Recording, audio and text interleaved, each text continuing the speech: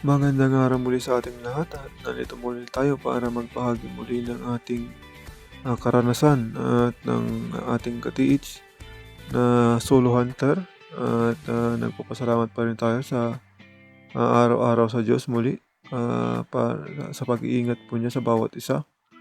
At ngayon po, ipagpapatuloy po natin yung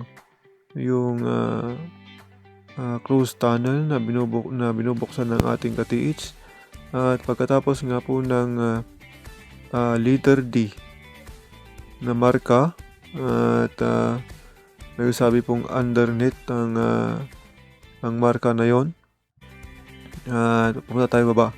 So pagkatapos malinisan ang palibot nito, ay lumabas po ito yung marka na to.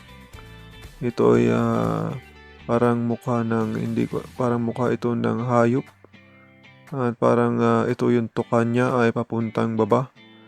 At yun yung sinundan po natin. Yun din po yung isang marka na nagtuturo pababa maliban sa mga arrow na bato na pababa. So ito po ay marker na ulo ng isang hayop na isang ibon na yung tuka niya po ay papuntang baba. Ngayon titignan po natin at after po ng 1 metro ay meron po tayong makikita rito. So tignan po natin. Sunod na marka ay tignan po natin yung susunod na marka. At ito na po. So makikita po natin dyan yan. Meron po ritong mata. So ito po yung mata niya. Ito yung eyeball. Ito yung matang isa, ito rin yung eyeball na isa. At makita po natin nakangiti pang lawak ng ngiti ng mukha na to. Bukang buka at ngiting-ngiti. Tignan natin sa ibang view, baka mayroong mas malinaw. So yan yung mata, mas malinaw na kuha ba to? O yan. Mas madilim. Check natin yung iba. So yan yung mas malinaw na kuha sa mata. Yan. So may mata doon, may mata rin doon. So halata ito ay kinulayan. So kinulayan yung dalawang bilang isang yung eyeball naging eyeball niya yung kulay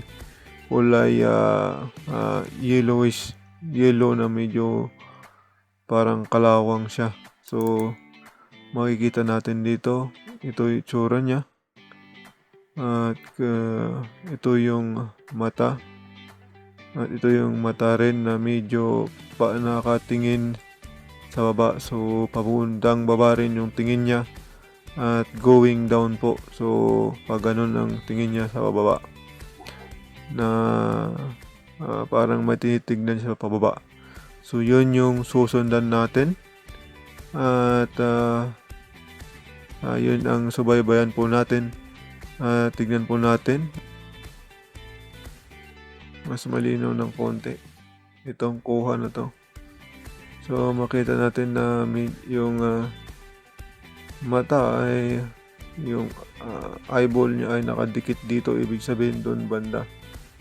Okay, so dito sa gilid din, yung pinakagilid yung may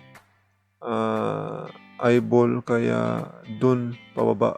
So imaginein mo na lang yung mata mo pagka, 'di ba, pagka nakatingin sa kabila ay yung black or brown na mata po natin ay doon sa baba. So pag ganun po yung tingin niya papunta doon, at yun po ay pababa yun. So pag ganyan po siya.